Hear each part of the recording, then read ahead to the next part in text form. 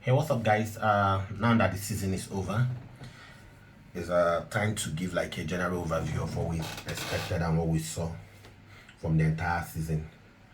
Firstly, we had to grade the season a 10 because we played amazing football, we won trophies, we silenced the haters, the likes of skills that said If Mbappe lands Madrid, if Mbappe comes to Madrid, it's not just over Barcelona for doesn't Barcelona, have to but get it's ready. over for Liverpool, Man City, and the rest of them. Unfortunately, they didn't win anything aside from the Pichichi, which is like not a big deal when you're talking about a team sport. So, grading this season for Barcelona, I will give it a 10. Not because of I'm not still feeling hot from the Champions League loss, but just simply because we never expected anything from this season. This is a season that Flick came and started the rebuilding process. So if he could do what he did in the rebuilding process, imagine what he's going to do when the club backs him up with some transfers, right? Rating our players is really not necessary because I feel like everybody contributed perfectly except for some few that I'm going to mention. And I think that that's the position that we should be looking at in terms of trying to, you know, sign players this summer. It was very difficult to talk about it during when the season was still ongoing. But now that the season is over, we just have to look forward to that. I'm going to grade Flick a 10 because as of last summer, we were all panicking when Xavi was making remarks of how difficult it is to coach Barcelona. And we kept feeling like who is going to do a good job, who is going to do a better job, because in our head, Xavi was like the rudiment of tiki taka. And if he couldn't give us that, if he couldn't give us exciting football, yes, we won a league under Xavi, but it wasn't exciting football. Then who is going to deliver an exciting football with trophies for us? And then Flick came along, and it's been a blessing. It's been an absolute blessing.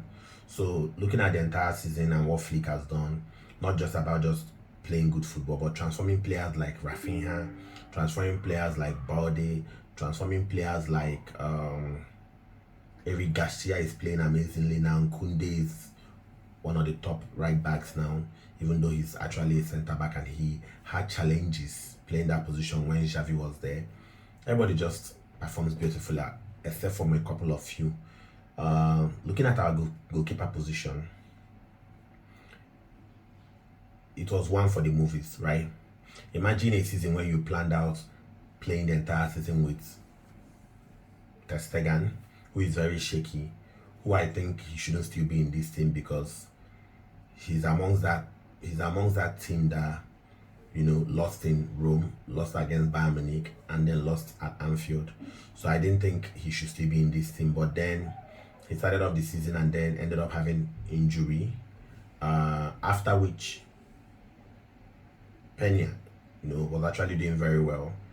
Aside from the challenges we had towards the end of December, which is not entirely his fault, everybody is to be blamed. January, Chesney came in and was on a streak.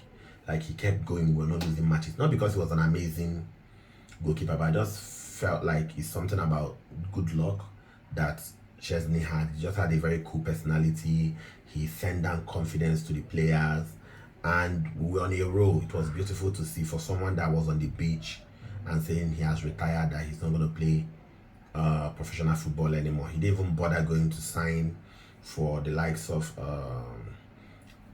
Saudi Arabia or the US. He just started to just hang his boot and chill and just enjoy the rest of his life. But then Lewandowski called and he answered, and it was amazing what he delivered to us.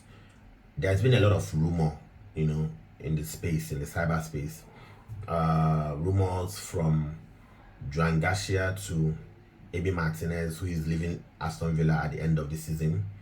Oh, the season already ended and they didn't qualify for Champions League, so he's leaving. And then a lot of people are expecting John Garcia to join Barcelona. If he joins, it's amazing because we're getting him for 25 million, right? Except if he's called up for the Spanish tournament, Spanish squad for the upcoming UEFA, league. I think it's gonna be a final or something. then it will be a 30 million fee. But for now, it's still 25 million fee. The only challenge I have about this deal is the fact that he's the goalkeeper to our arch rivals in Catalonia, right? Espanyol and Barcelona, they don't see eye to eye. And he is a pure Espanyol fan. He's not just like someone that is playing there for game time. So whether he's going to look beyond that and still support under Catalonian club and aim for glory and success will be one to see. So we're looking out for that. Personally, I would want Emi Martinez to join because his experience, his personality, he's a great goalkeeper. On the other hand, Chesney's contract is still lying there waiting for him to know whether he's going to renew one more season to be our substitute keeper. Pena is leaving, right? I felt like the last match that Flick gave Pena was more like a farewell match. And I understand it. His attitude was off. Maybe Flick started benching him. I saw a lot of training videos where he was not really in the presence. He was acting like, oh, I'm not part of this team.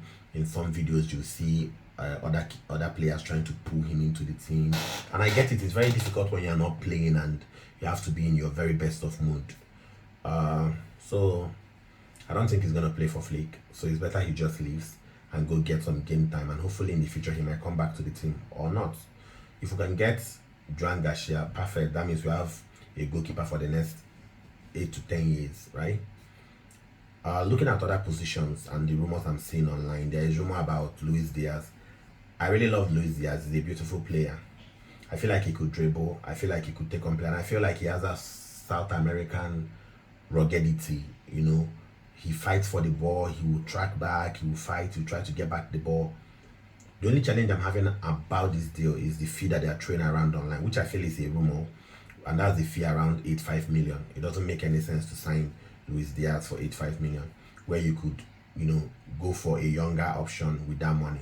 But if we're getting him for a 50 and 55 million, I don't think that's a bad signing, and I don't get it.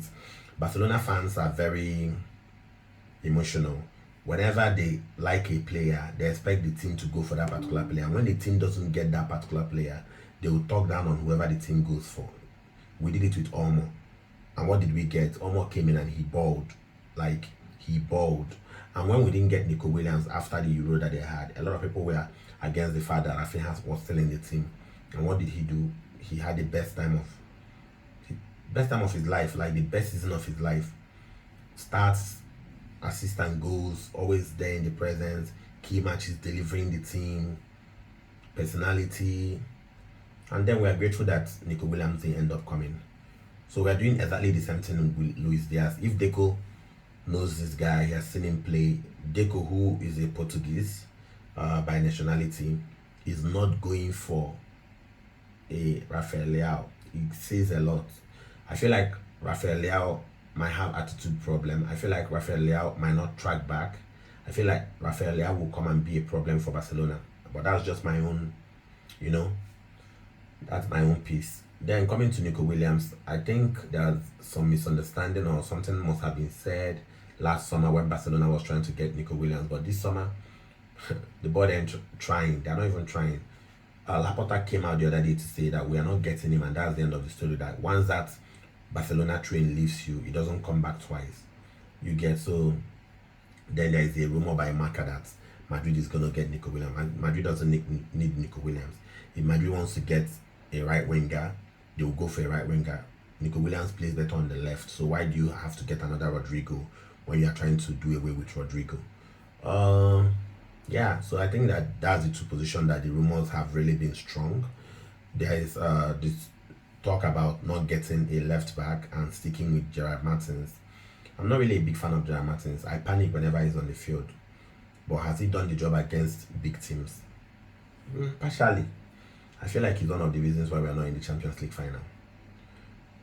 But then I heard about a boy, right? Joffrey from the academy. He's also 18.